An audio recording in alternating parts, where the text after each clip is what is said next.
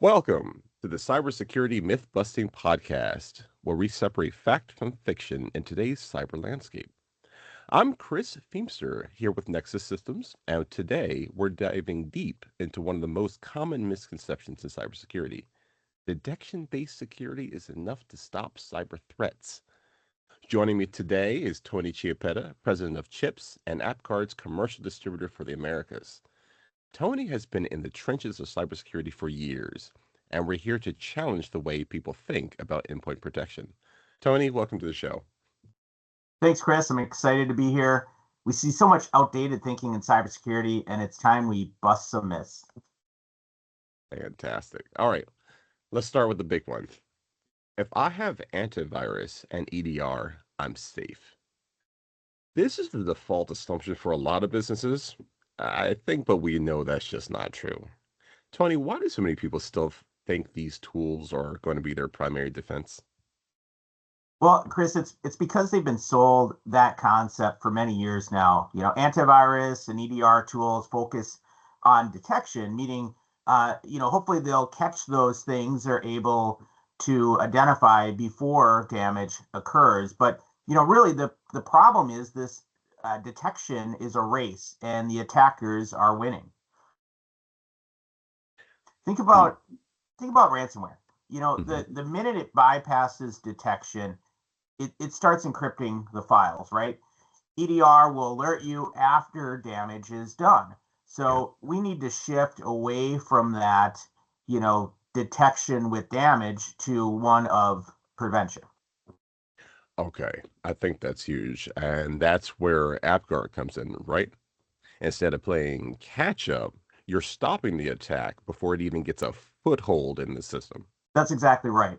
AppGuard is a prevention first approach. So instead of relying on signatures, heuristics, behavioral analysis, all those detection things, AppGuard's going to block actions malware needs to execute with no detection required. So even if that ransomware or zero-day threat, something never seen before, something that's trying to leverage what we call live off the land attacks, they just can't execute. That's fantastic. Which really leads us into, myth number two, and that's zero-day attacks are unstoppable. We see in the media, we see in the news, in the trades, forums, LinkedIn, there's always news about another zero-day exploit.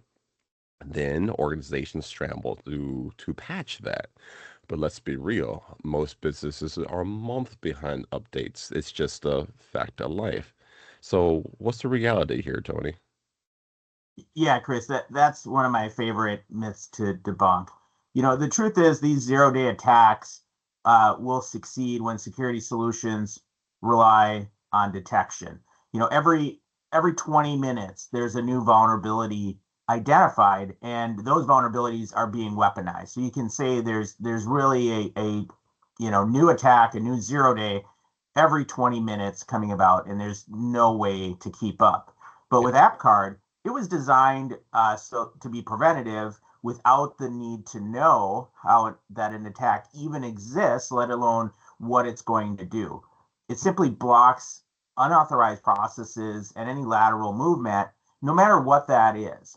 So really, any attack that, whether it's an actual attacker or the AI that they're leveraging, whatever they come up with today, tomorrow, our customers are already protected without even needing to update the AppGuard solution.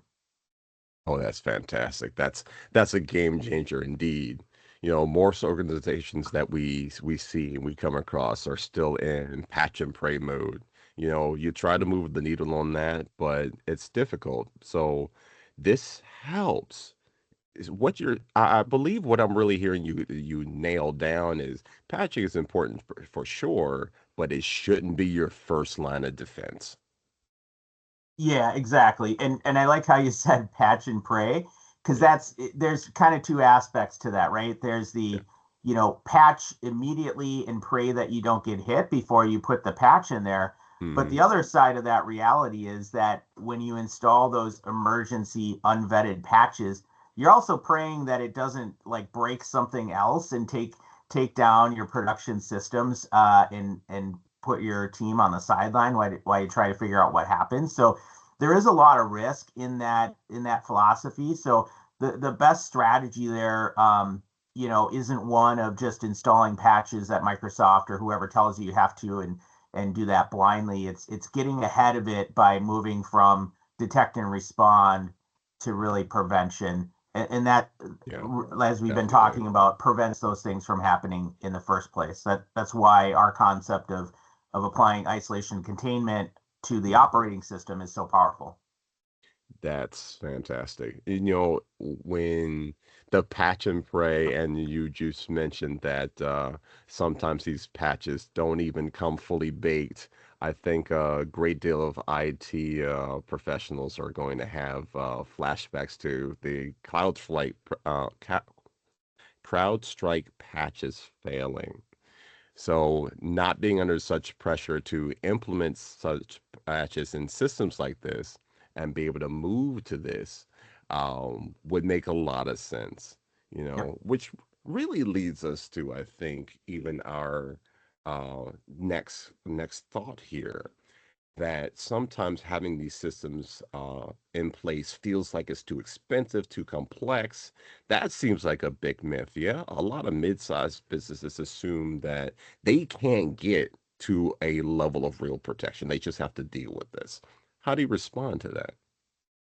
That back in the day, maybe 10 years ago, uh, that you know kind of mindset, I would say, was applicable because you've got the cost of detect and response solutions, the cost to purchase them, implement them, that kind of thing, maintain them, was on par with the potential risk that you were trying to mitigate. So it was kind of flip a coin, right? You can pay X to protect yourself and hope that doesn't get by, but then you'll pay X to remediate it when it does get by. And that whole equation has totally changed. So the mindset is a complete misconception. The tools are more readily available. Yes, there are many more layers that you can purchase, and that Sure. price starts to get, you know, accumulative, right? Uh, And the crazy thing is, those places are still getting breached, and it's not just, remediation isn't just X. I would say it's, 400X compared to those tools. So yeah. organizations need to invest in cybersecurity to avoid, business ending event. Um, Hmm. but from our perspective, you don't want to be um, doing the detect and respond, catching the Sure. bad guys after they've broken in. You want Sure. to get them at the perimeter and prevent that. So with AppGuard, we're really simplifying that whole security posture, where you're not having to respond to all these constant alarms. We're just keeping everybody at arm's length at the perimeter, even if that malware gets on the system from the internet, Mhm. from a USB drive, it still can't detonate. So we're actually Yeah. reducing the costs of management, that security overhead and personnel, as well as tool sets, and making a lot more affordable. No, that makes all the sense in the world. So instead of having, and in this example, a bigger security platform or like team, for example, um, the in order to chase down these alerts and these risks and events, the organizations can cut through this noise and focus on real threats. Exactly.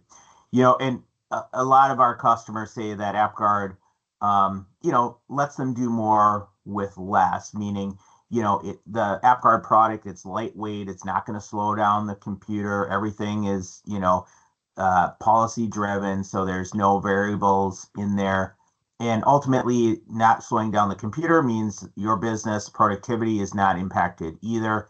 And we've actually had case studies from large enterprises where the real money savings is dramatically apparent, not over just a short period of time, but even years. So it's we've got some really great information about how that can help a business ultimately be more profitable. Fantastic. All right, I think we've covered three of the most common myths. Was there something that was on the top of your mind that you wanted to speak to? Well, you mentioned CrowdStrike, right? Yeah. That those that's a third party software added to Windows, but even the operating system itself, Microsoft has those same kind of things. The print nightmare situation came to mind from a few Yeah. years ago, where anybody running the print spool service on their computer was vulnerable to a remote code execution attack, meaning the bad guy Yeah. didn't have to get on the computer, they didn't have to pass any malware, they were just able to exploit it. A little And scary. yep, and it came to be known as the print nightmare, not only because of the risk, but because it took Microsoft, I think it was what, 5 times, where they kept releasing those fixes, finding out that, oh, it didn't fix that, or oh, it only Yeah. partially fixed it. And then on Box top of patch that, confidence a little. Yeah. yep. And then on top of that, it also broke your printer functionality. So as Yep. a administrator for an organization, you want to try to patch and remove that risk. But then now all your people can't print, or they can't, they don't have the functionality that they did prior.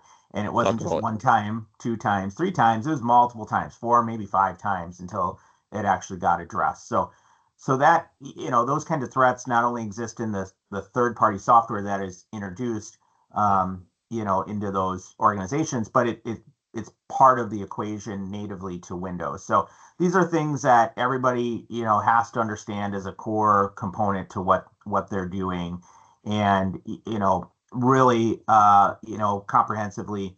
The more we can start thinking about, moving towards prevention and not relying on detection, yeah. that's ultimately how organizations are going to look at look at the situation Yeah. differently, create a strategy, right, about identifying, where their risk is and Hmm. sealing that off, so Yeah. that those threats don't actually start a really bad situation that you have to pull the fire alarm and react to. That sounds like a losing game for sure. It sure is. Yeah. Once the attackers have gotten in there, there used to be a stat out there that said attackers would be in your system for months and months and months, figuring out what's going on before they actually compromise the organization, crypto lock it, exfiltrate data, that kind of thing. Well, just recently I saw that it's not months anymore, it's not Yeah. weeks anymore, it's not even days. It's just a handful of hours. So Yep.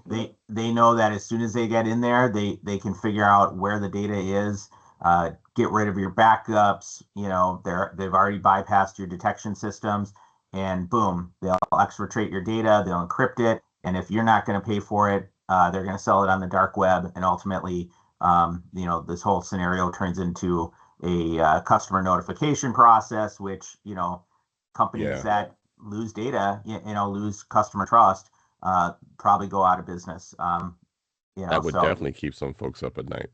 yeah, for sure.